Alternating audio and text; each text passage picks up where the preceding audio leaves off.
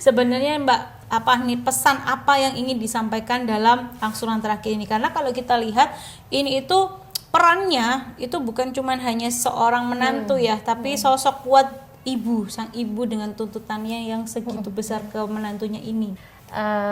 Konflik rumah, rumah dalam artian psikologis gitu. Untuk karena aku juga dekat dengan cerita-cerita dan interest dengan isu perempuan ya, kekerasan seksual dan segala macam, pengennya ke sana. Lama sekali dengan ide itu, nulis beberapa kali, ternyata jadinya malah ini. Nah, kalau fiksi itu sering banget begitu. Idenya apa dari awal, ternyata ujung-ujungnya jadinya hal yang beda. Iya. Gitu. Ingin nggak sih Mbak nulis kayak cerita-cerita relate pribadi atau circle-circle sekitar yang mungkin menarik jadi bahan tulisan? Segera cari, entah itu kalau suka pakai HP, nulis pakai HP, kalau suka menulis buku, dia coret-coretan. Nah, saya tipikal yang kedua karena orang lama ya suka coret-coretan. Ya wes, jadi aku tuh bawa kertas kosong sama bolpen itu kemanapun. Kalau ada apa selalu kutulis langsung. Iya.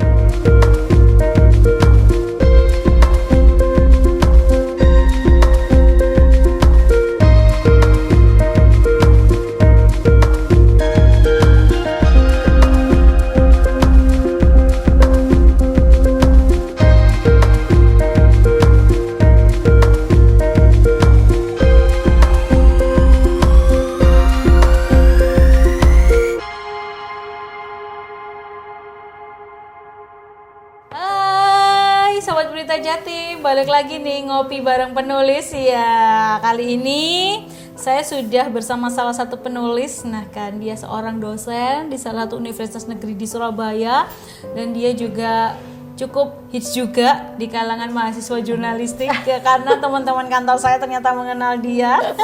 Ada Mbak Putih, dia salah satu penulis juga di buku Padma, Jalan Menuju Rumah. Apa kabar Mbak? Baik, Mbak Wahyu. Nah ini wajah baru juga nih di podcast kita di Ngopi Bareng Penulis. Soalnya Mbak Putih baru pertama kali ini nih mampir ke sini dan langsung menggebrak. Pertama kali saya baca buku terbaru dari Padma ini. Tulisannya itu simple, tulisannya ceritanya itu tidak terlalu panjang, tapi menurut saya ini tuh relate. Ada cerita yang pernah saya bukan alami sih Mbak. Ada satu cerita dari circle saya itu yang hampir sama tulisannya Mbak Putih. Kayaknya ada yang pengen curhat ini. Enggak sih, saya ingin tulis apa-apa. aja. Saya Tulis dulu aja. deh. Jangan Mbak. Aduh, judulnya adalah Angsuran terakhir. Angsuran Terakhir. Mungkin kalau dipikir sama para penonton, angsuran terakhir itu adalah gimana kita terlilit hutang ya, padahal sebenarnya tidak seperti itu. Enggak. Iya Mbak, apa yang membuat Mbak akhirnya menuliskan cerita Angsuran terakhir. Iya, yang bikin saya penasaran adalah kenapa harus ada cerita Ibu Mona Lisa? Bisa diceritain nih Mbak? Oke, ini sih apa ya? Terinspirasi dari banyaknya cerita di sekitar saya gitu. Terus kemudian ketika bicara temanya rumah, yang muncul di kepala saya itu ya cerita-cerita itu tadi gitu. Akhirnya muncul angsuran terakhir ini. Iya. Kenapa di cerita ini figurnya adalah seorang menantunya? Apakah cerita fiksi ini sebenarnya adalah cerita real yang difiksikan atau gimana? Enggak ada. Cuman ya sering baca berita tentang ini, kayaknya khas problem orang perkotaan ya, orang urban. Benar. Properti. Nah ini sudah spill. Iya. Jadi sedikit spill deh ya. Jadi ceritanya dari Mbak Putih ini adalah dia itu seorang menantu yang menurut saya dia itu dibeda-bedakan dengan menantu-menantu yang lainnya. Buat dia itu setelah menikah beberapa tahun tapi dia tidak bisa memberikan kebahagiaan bagi istrinya. Dan akhirnya disindir-sindir, dengan tekadnya dia melakukan banyak hal dan ternyata and then ini klimaksnya ditipu properti. Kok bahagia? Kameramenku juga tertawa Mbak, berarti kan ada something ya. Relate ya. Iya, relate. Sebenarnya bukan relate, saya ada cerita di balik ini tuh kayak merasa wow gitu kan. Kenapa ada tulisan ini kayak gitu kan? Apa sih Mbak susahnya menulis apalagi fiksinya ini tentang permasalahan yang ini sering terjadi nih di kota besar seperti Surabaya? Susahnya menulis karena ini fiksi Oke. gitu. Tapi kayaknya ini semi real ya. Sementara selama ini aku seringnya itu menulis satu kalau nggak tulisan akademik ilmiah gitu karena memang profesi dosen itu kan wajib nulis ya gitu. Yang kedua ya bikin artikel opini di media. Baru ini aku coba tulis yang fiksi dan ternyata susah. Ya itu seperti yang saya rasakan Mbak. Iya. Setiap hari nulis hard news terus harus nulis Fiksi. Itu transisi yang matching. Iya kan? Berarti butuh waktu berapa lama? Kalau tadi Mbak Dina kan butuh waktu yang cukup lama nih ya. Nah, kalau dari Mbak Putih sendiri? Berapa lama ya Mbak Dina? Aku termasuk golongan yang terakhir ngumpulin tugas. Wah, kalau Mbak Dina aja bisa 10 bulan, berarti Mbak Putih bisa lebih lama kayaknya ya. Golongan paling lama sampai ditagi-tagi. Ayo mana naskahnya? Iya. Gitu. Apa yang bikin lama pengerjaannya Mbak? Ya itu tadi karena fiksi ya gitu. Oke, berandai-andainya susah ya, bener nggak bisa. Kita tuh masih susah mungkin transisinya membedakan cerita fiksi atau membedakan relate. Iya benar. Kayak gitu. Karena fiksi itu kan ada karakternya sendiri Benar. gitu. Kita nggak hanya sekedar menampilkan apa yang ada di kehidupan nyata di rumah, tapi ya perlu imajinasi gitu. Tapi selama bikin satu komponen dari satu buku ini Mbak, suka dukanya apa sih? Karena ini kan ceritanya beda ya, jalanan menuju rumah. Dan rumah itu punya banyak elemen yang bisa kita bahas kayak gitu. Apa ya suka dukanya ya? Suka dukanya kalau aku sih lebih pada menemukan ide cerita. Ide cerita itu apa tentang rumah yang mungkin nggak kepikiran bagi orang lain gitu. Dan entah ya, mungkin kalau aku lebih suka melihat hal yang memang dekat dengan dunia persoalan di dunia nyata, problem sosial, tapi gimana caranya itu difiksikan supaya orang melek ada problem ini dan ya tapi tetap enak bacanya gitu. Tapi sejauh ini ada beda nggak sih Mbak nulis buku dengan kumpulan-kumpulan cerita dari orang lain yang menggunakan trik kayak Bu Wina kan dia ada ininya ya, sosialisasinya, ada sekolahnya ibaratnya kayak gitu. Dengan langsung nulis kumpulan-kumpulan satu buku yang tanpa harus ada bridgingnya. Oh iya beda banget. Aku tuh termasuk orang yang ini ya nggak percaya, skeptis dengan kelas-kelas penulisan awalnya karena bagiku nulis itu praktik aja langsung, nggak usah pakai kelas-kelasan nulis gitu. Nggak masuk ya? Iya, gitu. Terlalu lama dan benar. Ya udah kalau belajar terus kapan eksekusinya gitu mungkin kan. Kalau dipikir kan kalau menulis tuh tinggal 5W1H aja ya Mbak. Bener banget. Iya nggak sih? Tapi pas ikut kelasnya Mbak Wina ternyata jungkir balik langsung.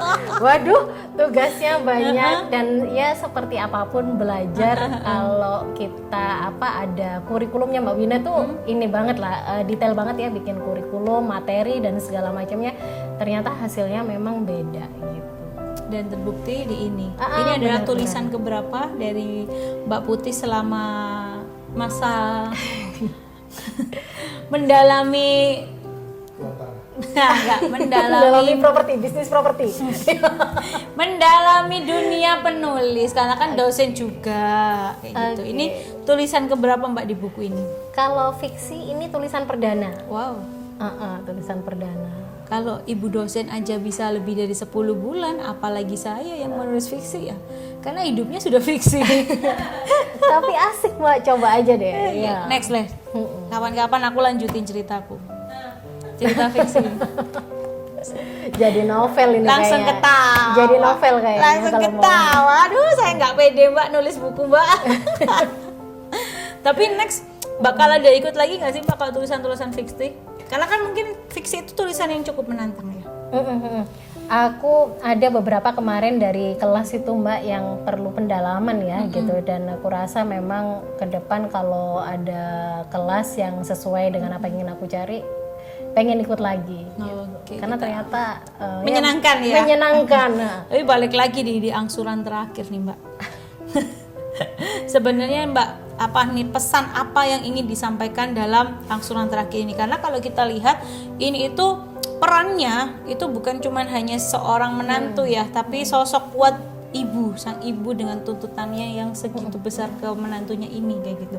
Kalau dari Mbak Putih sendiri, dari segi pandangnya, klimaksnya benang merahnya ini apa yang didapat dari tulisan angsuran terakhir? Oke, sebenarnya ini memotret problem sosial bahwa properti di kota itu semakin mahal, terus kemudian untuk kaum menengah ke bawah gitu, menengah ke bawah. Bukan menengah ke bawah sih Mbak, tengah. Iya. Tengah ke Ada bawah. middle up, ada Karena kan middle. kita itu hidup di ketupat ya. Yang kaya makin kaya, yang miskin makin miskin ya kan. Nah itu. itulah. Dan salah satu problem itu memang kepemilikan properti ya, rumah itu primer harusnya, tapi semakin nggak terjangkau saat ini gitu. Benar. Sementara masyarakat tuh masih nganggap, apalagi orang tua ya, Iya. kalau Harus sudah memberi tuntutan. harus, benar gitu. So far memang ini bisa ada benang merahnya untuk para pria-pria yang ingin menikahi wanita, harus memprepare segalanya ya kan, apalagi kita bertemu dengan mertua-mertua yang mungkin berbeda dengan orang tua kita yang bisa menerima anak itu apa adanya tapi ada apanya. Nah itu mungkin seperti itu bisa menjadi salah satu inspirasi juga sih tulisan-tulisan seperti ini, meskipun ini fiksi tapi itu ngerelate dalam kehidupan kita sehari-hari kayak gitu. Cuman waktu awal nih Mbak dapat tulisan dengan judul Jalan Menuju Rumah, kegambar nggak sih Mbak nulis sebenarnya deskripsi rumah itu seperti apa, kegambar nggak sih? Enggak. Awalnya tuh malah aku tuh lama dengan satu ide cerita gitu ya, tentang konflik rumah, rumah dalam artian psikologis gitu, karena aku juga dekat dengan cerita-cerita dan interest dengan isu perempuan ya, kekerasan seksual dan segala macam.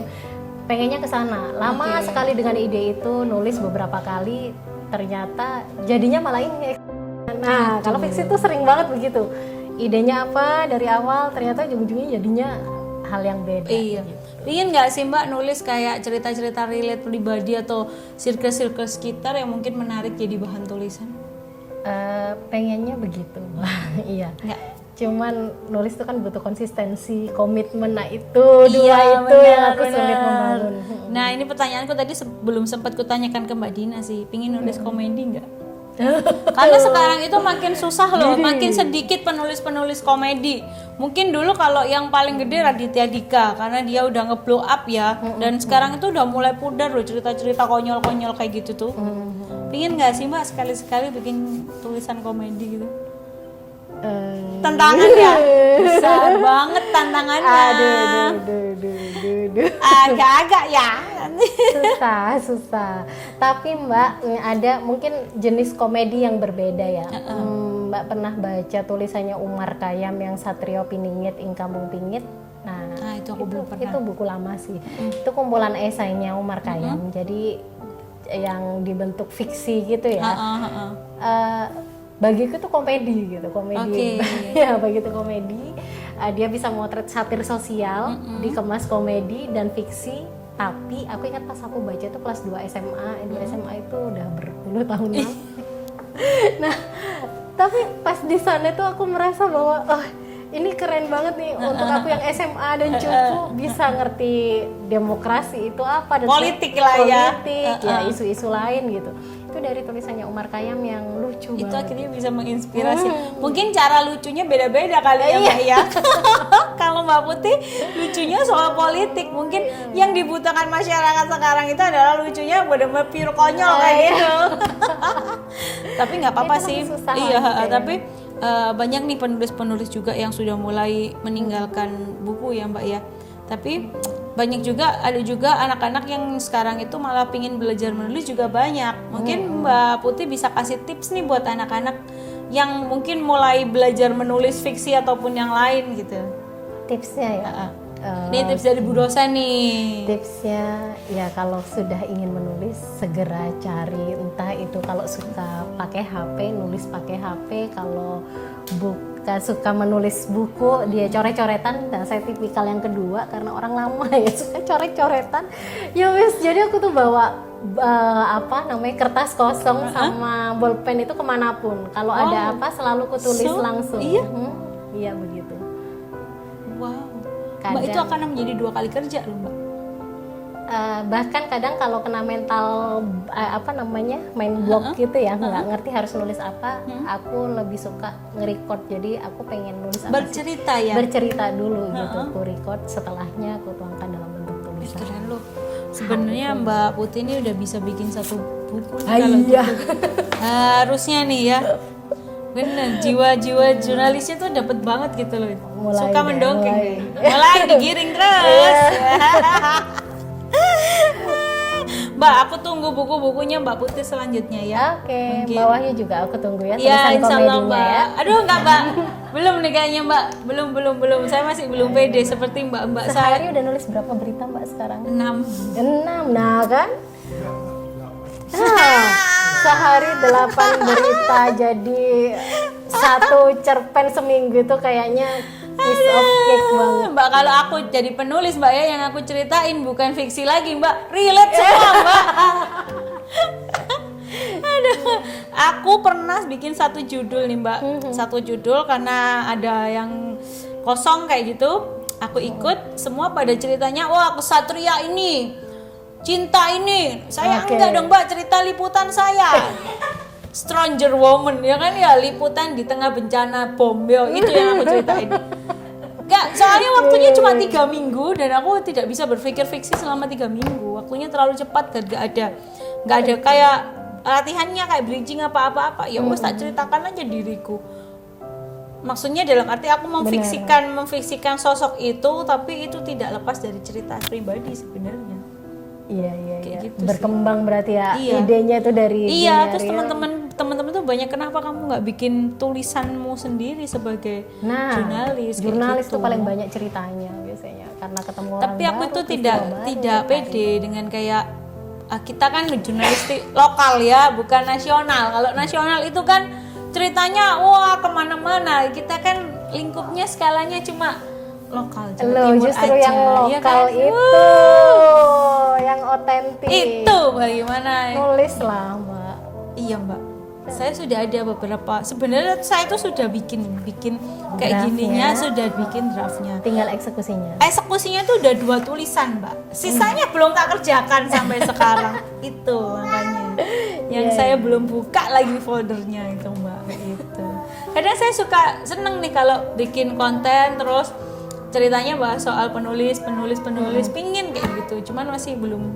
Saya habis inilah Ya, biar kita bisa bertukar menumbuhkan. peran, nanti aku wawancara Mbak sebagai penulis. Iya, gitu makanya kan, saya tadi ya. bilang kan ke Mbak Dina nggak pingin nih nulis cerita soal jurnalis tapi dengan berbagai macam latar belakang, seumpamanya jurnalis politik itu apa, terus olahraga itu gimana, kayak gitu kan menarik. Kan. Jadi kita yang cerita, situ yang menulis kayak gitu. Kayak gitu sih. Tapi kalau Mbak Putih mau nulis gitu, saya akan membantu dengan senang Loh, hati. ayo kita bikin setelah ini Iya, gimana ya? bener. Kita selesaikan podcastnya dulu, setelah itu kita Oke, ngobrol. siap, project nih ya kan. Iya, benar. Thank you banget ya Mbak Putih. Semoga ini menjadi inspirasi teman-teman dan generasi-generasi muda sekarang masih gemar menulis. Nah, ini salah satu bukunya. Komponen-komponen cerita yang ada di sini menarik banget karena setiap episode, setiap volume yang keluar dalam bukunya Bu Wina ini menarik-menarik untuk diceritakan dan untuk dibaca. Oke. Terima kasih Mbak Putih. Oke, sama-sama. Jangan lupa kalian subscribe Berita Jatim TV, like, komen, dan share ke teman-teman kalian. Sampai jumpa di episode berikutnya. Dadah. Jadi gaya buku Taris, tapi ceritanya tentang